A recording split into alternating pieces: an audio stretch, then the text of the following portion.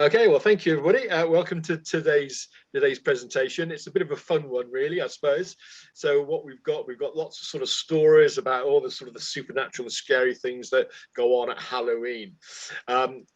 I come to you now with dark tales to tell, black as the night and scary as well. If I thought of the nasty, it fills you with fears. I beg of you now, stop up your ears.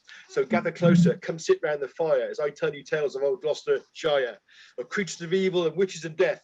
There's even dogs with terrible breath. And that comes from Dark Tales of Gloucestershire by John Bassett, the Spaniel Works Theatre Company. I don't think he's doing his show this year, sadly, but if you ever get a chance to see it, do see it. So that's a little introduction for everybody. So spooky graveyards, ghosts, evil fairies, goblins, headless horsemen, witches, black dogs. Gloucestershire really has got them all. In fact, our country is so full of ghosts and so many spookies that it should be named Ghostlyshire. Get it? Never mind. So these are some of the supernatural stories, legends, which we found in the newspapers, magazines, books, and other records that we held at the archives. Obviously, there's, with the exception of a couple of original documents here, we haven't got much other than what's been published, has to be said. But we'll jump straight into these stories and see how it goes. So firstly, Gloucestershire and the Devil. Because there were so many abbeys and churches in the county, there were once over 430, there has arisen a little local saying, you've probably heard it, and it's as sure as God's in Gloucestershire. Now, obviously, the devil wasn't very happy about this, so he often tried to spoil things. So the first couple of tales we're going to look at is how we tried to do this. So the first one legend tells how the devil decided once the best way of getting rid of the churches was to block up the River Severn, flood the county and drown all the churches. So to do this, he got himself a wheelbarrow full of earth from Ghoulish and set off towards the river, but he didn't realise how far away it was. And it got so tired of pushing this load that actually he thought, nah, I'm going to abandon this plan. So he dumped all the earth at Cam, so creating Cam Peak. And if you see this from certain angles, it looks just like the sort of inside of a wheelbarrow. So that's one little tale. The Devil's Chimney up at Leckhampton Hill, I'm sure we've all seen it. It's a notable local landmark. Some say it's man-made, others it's natural, but a lot of people think it was once the entrance to hell. And one day the devil came up from hell and he started to sit on the hill there, started to have a look round, and in the distance he saw some pilgrims heading towards the Abbey at Gloucester. So he thought, well, I can't have that. So he collected up a load of rocks, picked them up and threw them at the travellers. However, and magically in midair, the stones turned around and came back and landed on top of him. It drove him back down under the ground, trapping him, where he stays there to this day. So if you do visit the Devil's Chimney, tradition says you should leave a coin near the rock as payment to the devil in exchange for staying underground and not coming back up to create mischief. So, I always tend to do that. So if you go, please do it as well. St Mary's Church in Painswick. According to local legend, there are 99 yew trees in this churchyard, and the devil would destroy the 100th if it was ever planted. In the 2000, the millennium, the church was faced with a little bit of a dilemma because every parish in the diocese was given a yew tree to plant to mark the millennium. So the parish officials at Painswick had to talk about this, so they bravely decided to plant it, and it's on the north side of the church near the bus stop. Contrary to legend, it actually is doing okay at the moment, but of course we don't know what the devil's going to do later. Nice little tale here about Birdlip and the Devil.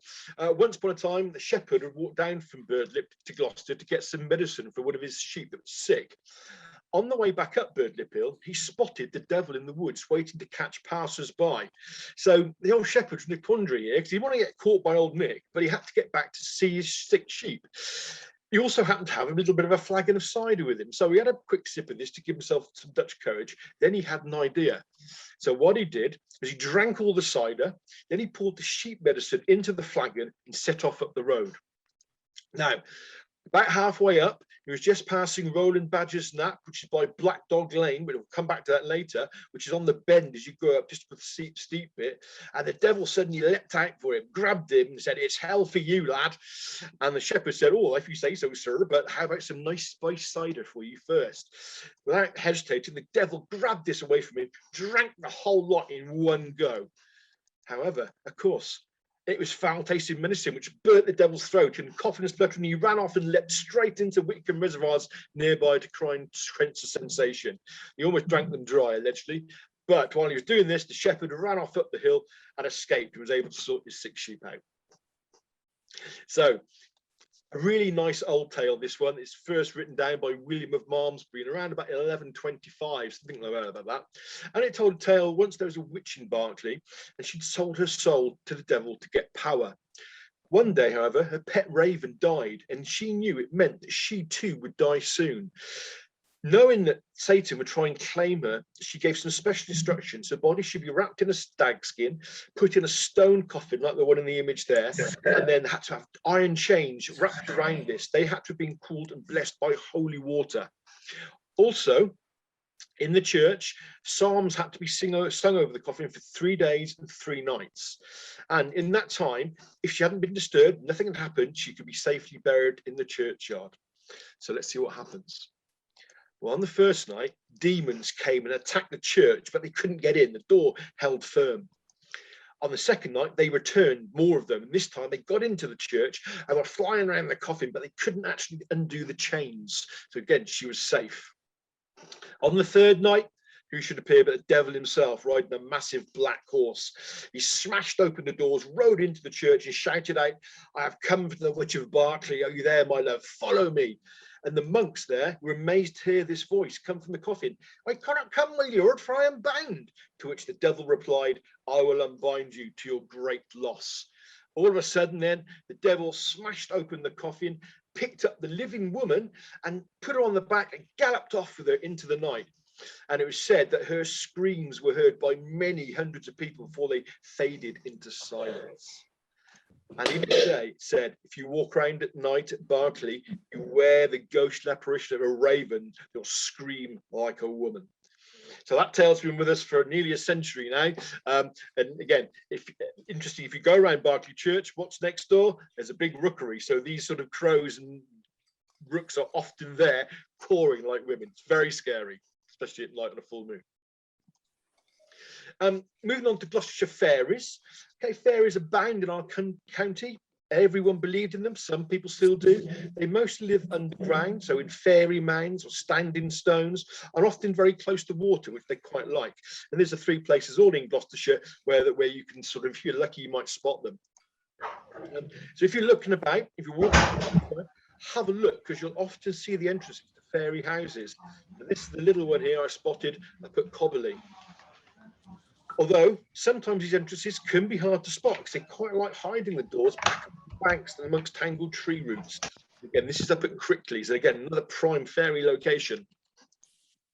They also live in fairy rings. You find these in fields or in woods, and it was at the time considered very, very dangerous to enter these or step into them at all. Some people said that once the fairies would lure people into them with swinging and sweet singing and music, but once inside they could dance with the fairies, but they couldn't get out. They'd be trapped. If they were rescued, they often found that what seemed to be a brief period of time in fairyland was much longer. Mortal realm, and days, weeks, or even years might have passed. So you had to be very, very careful about these mounds. You might have seen this is a little common rock. It's a sea urchin. It's called Clipus. It's a common fossil in the Cotswolds. They're nicknamed poundstones or Chedworth buns, but lots of older people used to call them fairy loaves. And it was believed that they were old, stale bread that had been made by the fairies and which had gone rock hard. Tradition said that if you kept one of these in your home, not only would you never run out of bread, but you'd also be protected from witchcraft and evil fairies. I should have bought mine. I've got one up there at the minute. I should have brought it down. Let's have a look at the Tailor of Gloucester. I'm sure we all know this tale. 1897, Beatrix Potter visited her cousin at Harescombe, and she heard a story of Gloucester tailor John Pritchard, who had actually been ordered to make a new suit of clothes for the new Lord Mayor. He'd left it unfinished on his shop on Friday closing, but when he returned on Monday, he found it finished except for one buttonhole and a note that read, "No more twist." In reality, his assistants had worked late into the night and finished the coat, but Pritchard actually said, no, it was local fairies that did the work, and actually became a local legend. Everybody knew about the fairies of Pritchard's shop. Beatrix Potter heard about this and decided she'd use it. So in 1911, she wrote the tale, but she changed the assistants into mice, not fairies, made Potter an old man. He was actually named Potter, made Pritchard an old man. He was only about 20. She pushed him back to his 50s, and then made the tale itself in the 1700s and brought in Simpkins the cat, who would obviously like chasing the fairies around anyway, and the mice. Another popular legend about fairies in Gloucestershire tells how a fairy picked a bit of fruit from a pear tree on May Hill, ate the fruit, but it wasn't ripe. It was so bitter, the fairy spat the pips out everywhere. They landed all over Gloucestershire, Hereford, Worcestershire, where they grow into the famous pear trees, for which the three counties are now rightly famous. And presumably she did the same with a few apples, I would suspect, as well. Another great tale about fairies here, the fairy horn. Hidden deep somewhere in the Forest of Dean, there's a mound where woodsmen used to go when they were tired. If they climbed the mound and said, "I thirst," a fairy would appear with a drinking horn full of nectar, which immediately refreshed the drinker. All's well and good, okay? But one day, a knight in the forest refused to give this horn back, thinking it would just refill itself, and he galloped off with it. The fairies gave chase, and they scared his horse, which stumbled and threw him into a tree, killing him. And a local woodsman saw this happen. He went, picked up the actual horn, took it back to the mound, and the fairies took it off him. If you find the place, you can still drink from this horn today, but you have to remember, if you do this, you've got to put that horn back, all right? I can't tell you where it is. I've never found it. I lived in the forest and I looked for it for ages, never did, but it is there. It's a bit of a more bloodthirsty tale here, I suppose. Fairy cider. One day, a farmer was walking in his field. We saw a very small, very old man sat beneath a tree on a fairy mound. As he walked by, the old man said to the farmer if he'd got any cider for sale. And the farmer said, "Yeah, I have. I've got a big old barrel of it back home." And the old man said, "Okay, I'd like to buy a barrel, but I want to buy it for the fairies. So here's some money. Bring it here, okay, and then pour the cider around the tree." So the farmer took the old man's money, but he thought, I don't know, it's going to be a bit of a waste, actually, if I pour that cider around the tree. I want to drink it myself. So instead, what he did is he filled a barrel of water and took it back to the tree. When he got there, he started to pour the stuff out, and he began to hear singing coming from the ground around the roots. "The fairies, the fairies, the fairies want to drink." However, a few moments later, as the water trickled down, the voices suddenly changed to angry shrieks, bit of teeth in, and cries. Together they all yelled out, "Tricked, tricked, no cider, then we shall have blood." This actually terrified the farmer, and he fled back to his farm. But as he reached his yard, he ran straight onto a rake, which came up and smashed him in the head, and it killed him outright. He hit the ground with a massive thump, and his wife, who'd been slicing carrots inside, ran out to see what happened, but she slipped on his blood and fell on her knife, and she too died. And what's the moral of this story? The moral is very simple. Don't trick the fairies. Lovely little tale now from the north of the county. This is a tale about the snow foresters. Once Christmas Eve, a gypsy family were coming from Burford to Stowe when they were caught in a snowstorm in Idbury Woods. They had to stop. They couldn't carry on. A short time later, they heard this little faint meowing coming from the door, and the son of the family opened it, and he saw a small little white cat, which he thought was half dead from cold. So he picked it up, put it inside his coat to warm it, whereupon it immediately started purring. They had to stay there. Darkness fell, the snow began to get heavier, and before long there was this massive snowstorm, and the family, all they could do was huddle around the stove in their caravan for warmth. Suddenly they began to hear whining and scratching noises everywhere, and then the granny said, "Oh no, it's the evil snow foresters. They're trying to get in. They'll freeze us with their ice cold breath." All of a sudden massive gust of wind blew, and it blew open the caravan's door, and flurries of snow came in, and the cat hissed angrily at this, and the father thought, "Oh, I don't know, it's terrible." He got up and he closed the door. Then suddenly the mother screamed. She saw that the baby's crib was empty. The baby had vanished. The snow foresters had taken the child. This is something fairies often do. They would often take children. The family went outside to look for the baby, but the storm was raging, and the snow foresters kept leaping onto them and trying to drag them back. And eventually, tired and frozen, they just struggled back to the caravan and began to wonder what they could do and worry. All of a sudden, the cat spoke to the son. fairies have taken the child into the fairy hill. You must retrieve her before the Christmas bells ring, or you'll lose her forever. Put salt in your pockets to protect you, and I will show you the way. So the son did this, okay, and they started going out, and soon they spotted the fairy ring on the top of Wick Beacon. This is the picture of it. And there they saw light shining from an opening in the mound. The son went up to it, saw the baby inside, and he immediately ran in, picked his sister up, and sprinted back out of the mound, just as the bells of Stow Church began to chime for Christmas morning. At this instant, there was a horrible shriek, and the snow forest of fairies fled back into the woods, and the opening of the mound closed, never to be opened again. So that's the tale of the snow foresters. So let's move on and look at goblins. We've got quite a lot of goblins in Gloucestershire, has to be said. We know this because there are lots of places with the name Puck in them. And Puck comes from the Old English word, and it means goblin.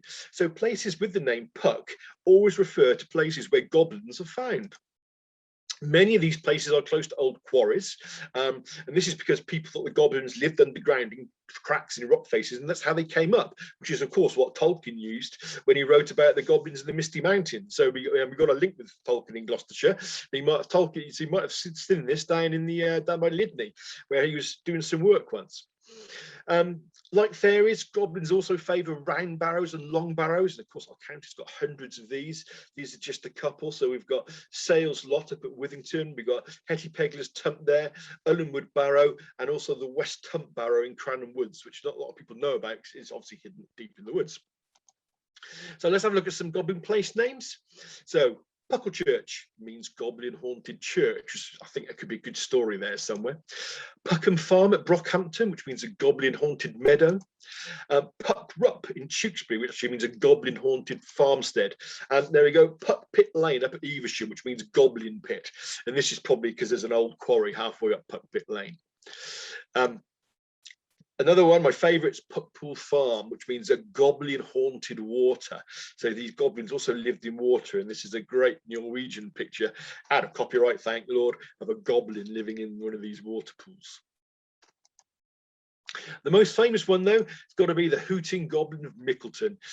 He lives up around the wooded valleys up near Meon Hill up there in Mickleton. Nobody's ever seen him, okay? He's very hard to spot, but lots of people often hear him. He has this terrifying shriek, scares everybody who hears it. Or it could be a fox, who knows? A manticore. It's easily the most terrifying of the beasts we have in the county. Okay, it's got a body of a lion, it's got a head of a man who has 3 rows of sharp teeth in his mouth and spines on its tail. They have fondness for devouring human flesh, and they eat everything. They leave nothing behind. Quite why this creature is carved into the buttress of the church, we don't know, but it's there and you can see it. And the picture there is very hard to make out on the top right there, but that's a line drawing of it on the bottom right. Why is it there? We don't know, but say it's quite scary. I wouldn't like to meet one of these.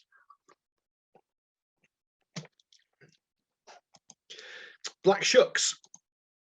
Many tales about ghostly red-eyed dogs striking terror to people in Britain, and Gloucestershire is no exception. We've got quite a few of these. We think the shuck might be from the Old English word shucker or shuaka, meaning demon, which again is quite spooky in itself, but we've got a few of them. You've got them: Bisley, Horsley, Minchinhampton, Kemble, Nailsworth, Sudeley Castle, and Woodchester. There's one at Great Wishington, which is supposed to have heavy chains chink around its neck, and it's supposed to walk around the churchyard, then descend into the grave of its master, which I wouldn't like to see, I must admit. And there is even a headless black dog at Gatcombe, where it could be Princess Anne on the night out. We just don't know about that one. However, not all of them are scary. The one at Birdlip, I remember I mentioned him earlier on, is actually a helpful dog who tells people the way to Gloucester or to Cirencester. So they're not always scary. But say, if there are any children watching today and you're a bit scared, don't worry. This is the most common type of black shuck you'll see. Daft black Labradors like my pooch here. You've just at that point gone through a complete mud puddle, as you can tell. So move on to have a look at ghosts. There are hundreds of ghosts in Gloucestershire. White ladies, monks, miners, blacksmiths, beggars, horses, hounds, highwaymen, coaches. There's even a couple of ghost pubs, believe it or not. So these are just a couple of the tales and a couple of the places. So Prestbury, we all know it, easily the most haunted place in Gloucestershire. There's the Black Abbot. He's seen in the churchyard mostly at Christmas and Easter, and he walks the same path and disappears through the high street wall. So he actually walks, on this instance, from left to right and disappears. There's also the headless horseman who charges around. Some say he was a royalist messenger who had his head decapitated by a thin wire. He gallops up and down the high street as well. It's interesting, there's at least 2 pubs on the high street. I don't know why that is, but it's just linked to it, maybe. There's also the charging knight. Again, Easter and Christmas. Legend says there is a skeleton found locally. It had an arrow in it. People think to this day that this was this charging knight horseman. And the most entertaining one is the spectral shepherd and his ghost sheep, often seen wandering through the village at night. No doubt you'll see them. Get it? See what I did there? Don't think this is bad puns in this one all the way through. The Cheltenham Ghost, a bit more serious, this one. This is also known as the Morton case, and it's a classic woman in black tale. And it's a haunting, and it's the first study, the first major serious study undertaken by the Society of Paranormal Research back in 1886. It concerned a persistent apparition, ghost, seen in Darnall House, which is now called St Anne's House, on Pittville Circus Road. And the haunting sort of took place in 1882 and 1889. At the time, it was owned by the Despard family, typically large middle-class Victorian family, affluent enough to have a good-sized house and living servants. And this is their entry from the 1881 census, just before everything started. So you can see there's quite a few people there. But around about quite early, this sort of apparition involved hearing footsteps and a woman dressed in black, mourning attire, face partly concealed by a handkerchief. The main witness was Rosina Clara Despard, who was 19 years of age. She later qualified as a doctor of medicine, so she probably wasn't the sort of person to make anything up. And she wrote this down in an interview. I saw the figure of a tall lady dressed in black standing at the head of the stairs. After a few moments, she descended the stairs, and I followed for a short distance, feeling curious as to what it could be. I had only a small piece of candle, and it suddenly burnt itself out, and being unable to see more, I went back to my room.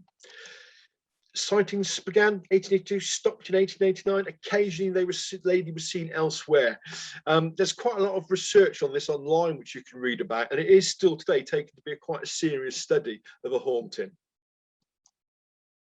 Ghost infested pubs, lots of them. The Ram Inn is probably the most famous one. It's Wootton Under Edge. The actual inn itself dates back to the 1200s, and it's home to 2 demons, a ghostly witch, and several other spirits, not including the gin, rum, whiskey, etc., etc.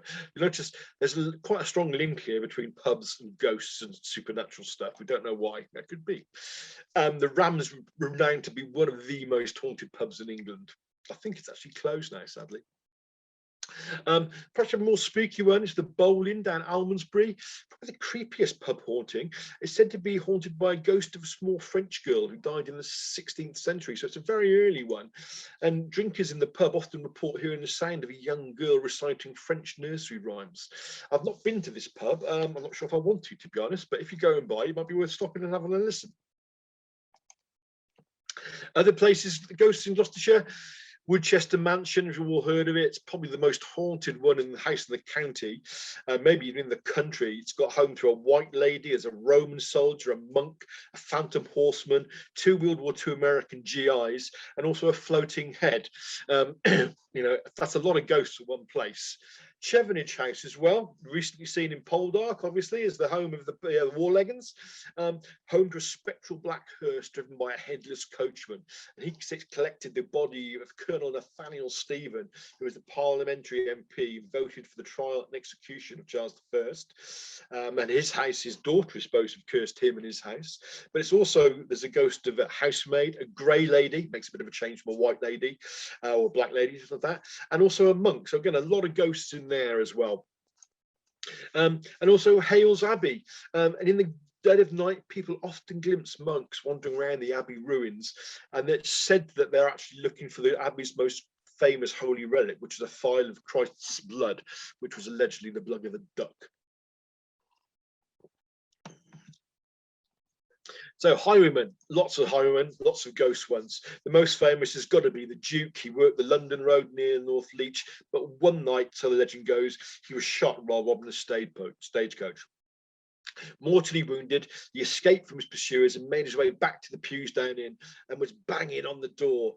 But just as the door opened, he died. And the story goes, his body fell backwards out of the pub, but his spirit fell forwards into the pub. So now people hear knocking noises on the door, and often if they come out and have a look, they'll see a lone highwayman galloping along the road at dusk. I don't think you can actually go and do this one anymore because it's no longer a pub. It was a restaurant for a while. I think it's now gone to be a private house. Bill Clavers is another highwayman on his way to rob a stagecoach. He was the landlord of the Ragged Cot Inn. He killed his wife and child, either by accidentally shooting them as they came up behind him or by pushing them down the inn stairs. There's a couple of variations on this story. And his ghost is now said to seek absolution, while the ghost of his wife and child seek sanctuary. So this pub's got 3 ghosts around it. As well as highwaymen, we have ghostly stagecoaches. There are at least 2, maybe more. The first one appears at Bull's Cross up near Slad there, and if you've read about it in Laurie Lee, I'm sure you have. It's said that on New Year's Eve once a stagecoach crashed at the cross, killing everybody, and it was said that if you went up there afterwards on that night, you'd hear the neighing of horses and the screams of the passengers and the breaking up of the carriage. Seems to me a good reason not to go there. This is a postcard we have of it from the 1920s, a little bit earlier than that. Sadly today it doesn't look like that. The trees have grown up so much, it's hardly a sort of open land there now at all. We also have the Mickleton night coach. This is a ghostly coach pulled by 6 horses and accompanied by a pack of hounds, and it goes through the village at breakneck speed, but no sound is made, and again it tends to be heard around Christmas time. A bit more of a sad tale now. The Ghost Bear of Campden. And the story goes that a long time ago, a Romany gypsy with a dancing pair came to Chipping Campden. And he stayed and entertained the crowds for a few days. People seemed to like him, but suddenly the man sickened and died. And at the time he died, some gypsies, local gypsies, came away and took away the bear. Nobody knew what happened to it. But over the years, locals began to see a ghostly bear wandering around the town at dusk, and they thought it was looking for its master. I'm not sure how often that's seen now, probably not very often, but it was there. It's a good little tale now for you, the Tar-Barrow treasure.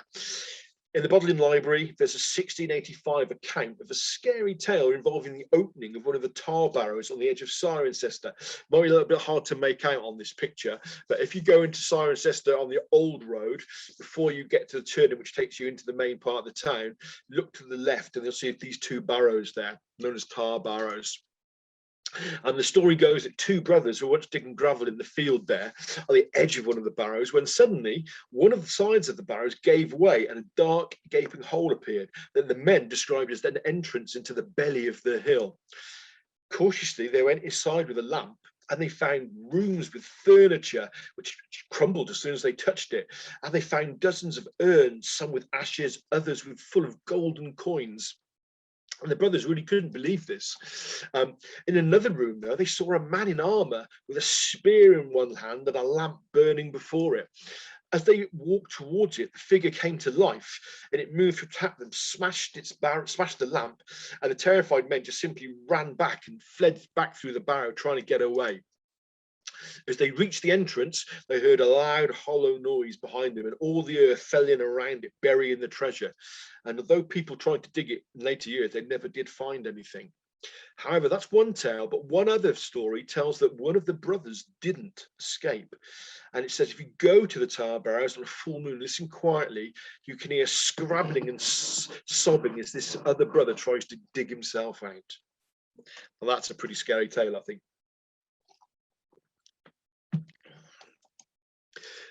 Great tale here. The strange tale of Richard Parsons, whose flesh rotted on his bones. So in February 1766, a Minchinhampton gentleman called Richard Parsons visited a friend's house in Chalford to play cards. The evening went really well. They enjoyed themselves, lots of food, lots of drink. About 11 p.m, a little dispute arose between the players about the number of hands they'd played. Parsons said 6, while all the others said 5.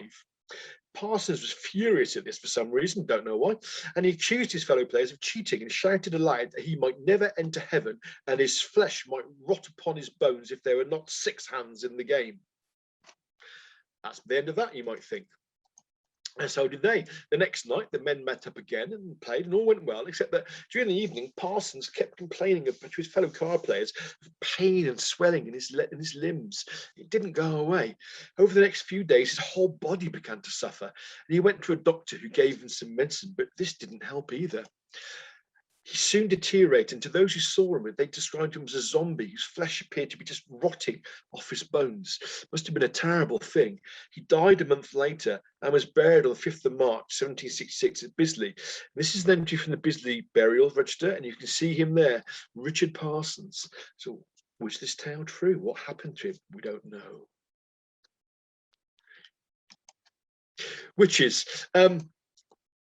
There are many tales of witches in Gloucestershire. Everyone believed in them. They're magic. They're all bad, evil witches. There's no such thing as white witches. We've already seen the Witch of Berkeley, and there's lots of others. This is just a summary of witches here. So apart from the Witch of Berkeley, we've got the 9 Witches of Gloucester, which I quite like. It's a great tale. It's all about some witches that were encountered by Peredur, who was one of Arthur's knights. So it's a really nice link to Arthur and Gloucester. And it comes from the Mabinogion, the Welsh tales. Essentially what happened is Peredur was off looking for the Holy Grail, and he encountered these 9 witches. He ended up fighting one, won the fight and everything, and they invited him to stay with them. So he did, stayed for about a month, and then he went home. They let him go. When he got back to Camelot, he heard his cousin had been killed, so he swore to get some revenge on the witches. He went back, had a massive fight with the witches, was transported back to the land of the witches, where he bumped into Sir Gawain, I think it was, and then the two managed to escape by grabbing hold of a witch, and then they went and fetched Arthur. Arthur, with the Round Table, came to Gloucester, and they killed all the witches. Huzzah! Great tale. You know, where the weather is probably not true at all, but it's a really good tale. I recommend you read the Mabinogion to find out. Nan Tao, she was supposed to be a very evil witch who was buried in her house under a tump at Didmartin. She was put there and executed by the Lord of Beaufort, and that's the tump it is. It's supposed to be a Bronze Age round barrow, but it's very, very tall, hence that's because it's carried over the house. And we have Betty the Witch. She was buried with a stake through her heart at the crossroads at Poulton near Cirencester. She'd basically taken a bet that she could mow a field of hay in one day, which she could, but it's a very hot day and she died. And the story goes, again, there are a couple of versions of this. Either they decided they would kill her because she was a witch and she kept coming back to life, so they had to put a stake through her heart. And the fact that all the other one says that it's actually, she said to them, stop killing me, just put some honor me in my death and I'll never bother anybody any again. So they killed her, buried her, put flowers on her grave. Since then, she's never come back. Oddly enough, if you go there, you'll often see flowers on the crossroads. We don't know who puts them there. Is it a scared villager, perhaps? This is my favourite tale. Algini and the Hand of Glory. Once upon a time, there was a notorious gang of thieves in Gloucestershire, led by a man called Red Lloyd. They preyed on travellers up and down through the county, but Red wanted to steal the king's ring, which was kept in the keep of Gloucester Castle. Lloyd and his men watched the castle for months, but they realised there was no way to get past the guards. They just couldn't do it. So one evening, back at the camp, one of Red's men said, "Why didn't we go ask old Ginny the witch?" And Red said, "Who's this?" And the man said, "Well, she's the most powerful witch in the county. She sold her soul to the devil. She's fantastic. She'll be able to do this easily." So Red sent his men out. A few days later, they found her. So Red went to see her and explained what he wanted done. "What you need," said old Ginny in an evil, cackling voice, "is the Hand of Glory, a hanged man's hand cut off at the wrist for me to use as a candle holder. Within it I shall place an enchanted candle, which will make all the guards as soldiers fall asleep and allow you to take what you desire." Red said, "You'll have it," immediately. Sent his man out to search for a hanged man. Now, although they found lots of hanged men, they couldn't bring themselves to cut the hands off because each one they found was a friend or a fellow robber. "I can't cut that off hand. That's my best mate, Fred." I can't cut that hand. I know George there. I can't cut that hand because that's his sister Claire. I can't cut that hand off. That's old Mr. Froster. We can't find the hand we don't know in the whole of Gloucestershire. Another bad line there. So when Red told Ginny about this, she laughed at them. You're all weak and feeble, she said, but it's dangerous work and I want double the money. So Red agreed. They soon heard about a new hanging. So to make sure it went smoothly, Ginny summoned the devil and asked him to help. So he sent her a black goat so she could ride to the spot and stand on its back to cut off the hand.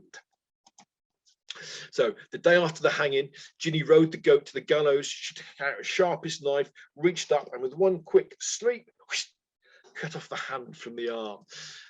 As she stuffed it into a bag, this will do, she said, she noticed that the goat was grinning at her. She didn't know why. Then, by chance, she looked up at the man swinging from the gallows and screamed as she looked into the face of my son, she screamed. All of a sudden, the goat laughed, and a massive flash of smoke and flame, the goat, Ginny, the hand of glory, vanished, never to be seen again, and the devil had collected her soul. That's a great tale, isn't it? As I mentioned earlier, if you've enjoyed these scary tales, please do look out for John Bassett's Spaniel the Works Theatre Company, who they present Dark Tales of Gloucestershire. He hasn't done it for a couple of years now. I do hope he does it again because it really is high-class entertainment. That brings us to the end of the talk today. There's a bit of a romp through. It's quite entertaining. We're happy to take any questions if you have them. By the way, we don't do exorcisms or things like that. But if we can't answer a question, email us and we'll try and see what we can do. But I hope you've enjoyed it. Thank you very much for listening.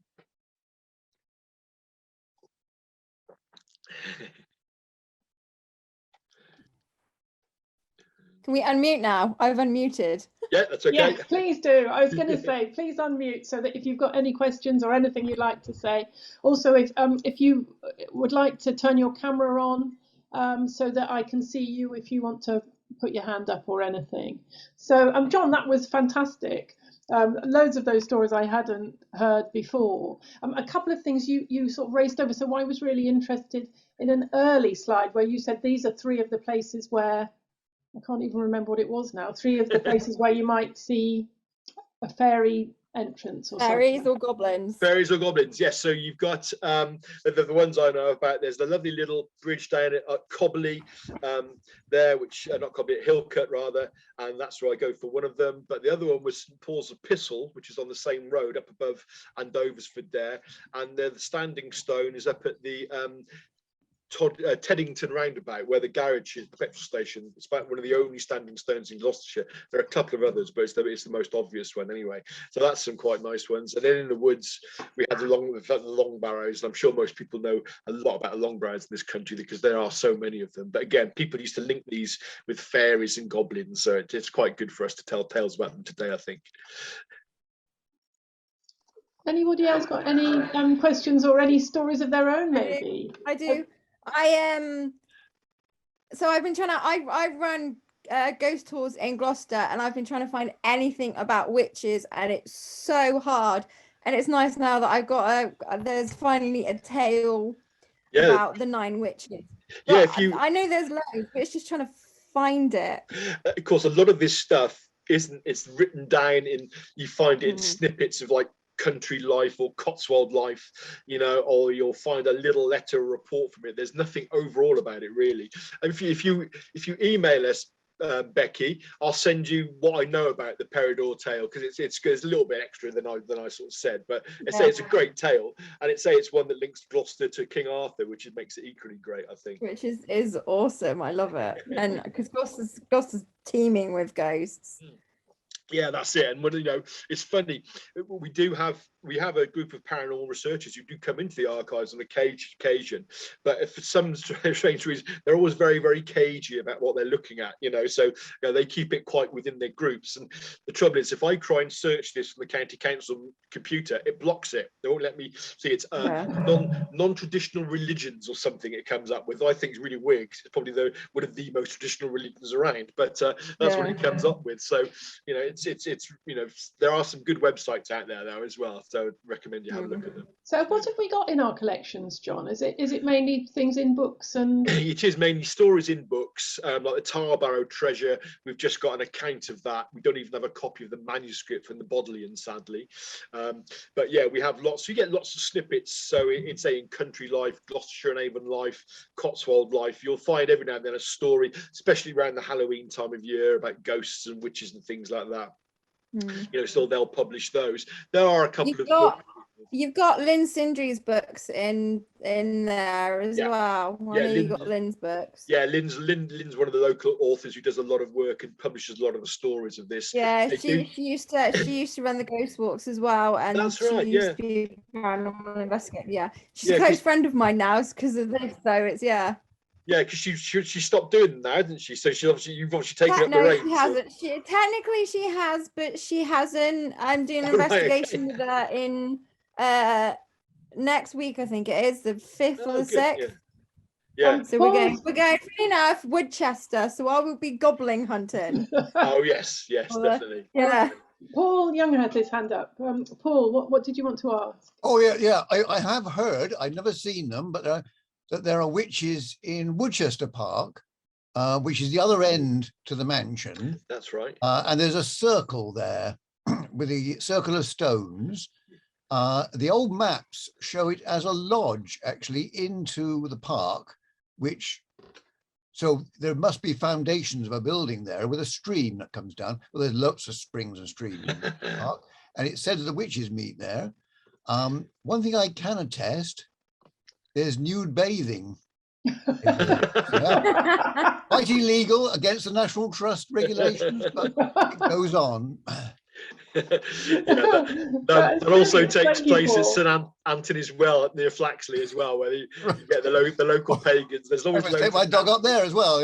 Yeah. They just have fun enough. There's going to be a clear out of the well in the next couple of weeks apparently, and it's so there's a plunge pool there which you can go in the steps. I've been in it. It's absolutely freezing. I've been in it as well, and it is so cold. Yeah, it is. But they're going to clean it all up. But I did have my cosy on, by the way. Yeah, that's well, there's a spring by King Stanley, between the little lane between King Stanley and Selsley, and you see people queuing to fill their bottles from that spring because it's such, they say it's such wonderful water. Yeah, they do at St Anthony's as well, don't they, John? Yes, there is. Yeah, I mean, a lot of the there's such a great tradition about springs and wells around the Cotswolds and in most places, to be honest.